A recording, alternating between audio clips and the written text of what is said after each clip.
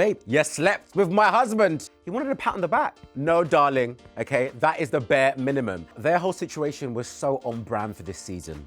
Chaos and delusion on the side. This is all the tea from the MAFS UK Reunion, and guys, a lot went down. Can you believe that Joe didn't even bother turn up to the reunion? Like, what? Like, even Paul criticized him and called him a coward. I'm not surprised. And Maeve, babe, we love you, we love you.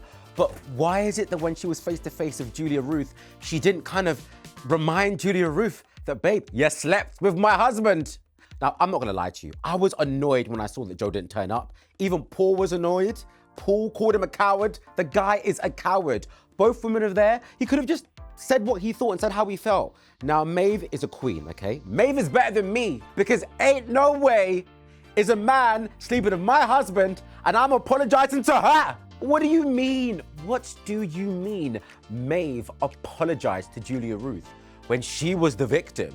Now, Julia Ruth, in my opinion, is she's the bad girl on the show, let's be real.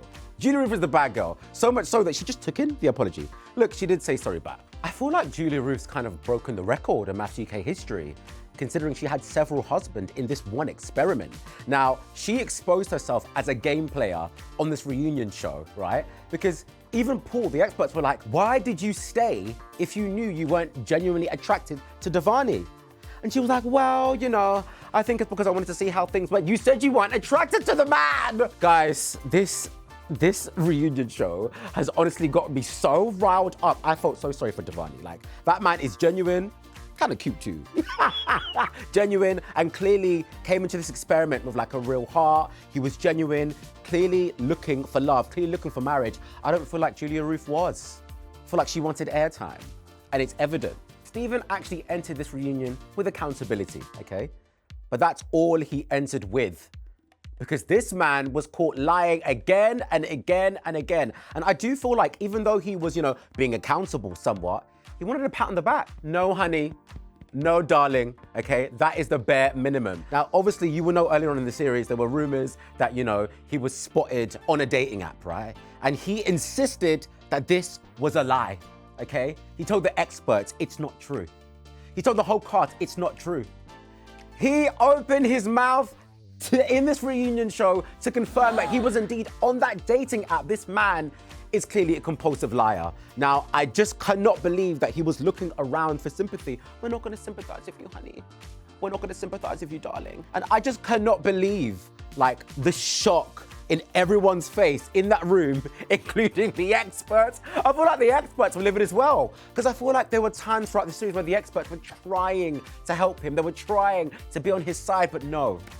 That man needs help after this show. He needs therapy, and he better not go near any of my female friends. Do you know what? I actually felt sorry for Alicia, because throughout this whole thing, Reese did not like her. Let's be honest, he was not that interested throughout the whole experiment.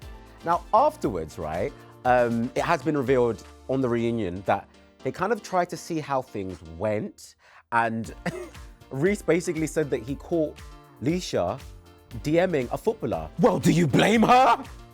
You didn't like her. So I feel like he's kind of used that as an excuse to be like, well, that's why things didn't work out, babe. I hope you find a better man. I hope you find a better husband. You deserve better than that. But you know what? Their whole situation was so on brand for this season. Chaos and delusion on the side.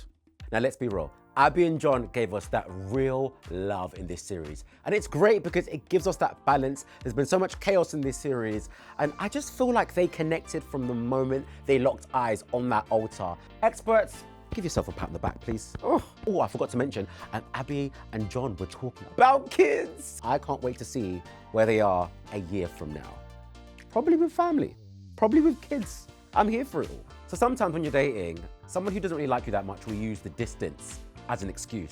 Rebecca and Bailey said, no, They've actually said that they are willing to now move closer to each other despite the distance. And I just love their relationship so much. They gave us everything we needed in this series. And I love how they overcame that, because look, it was a problem. It was a problem throughout the series of like, oh gosh, you're in Hove, is it gonna work? But I just feel like they really made it work. Why? Because they love each other. Unlike some other couples on this show, just saying.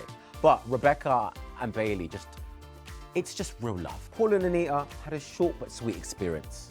They tried it, it didn't work, that's okay. They did say that they kind of grew from the experience, which is beautiful, and I guess that's what the show's about, eh?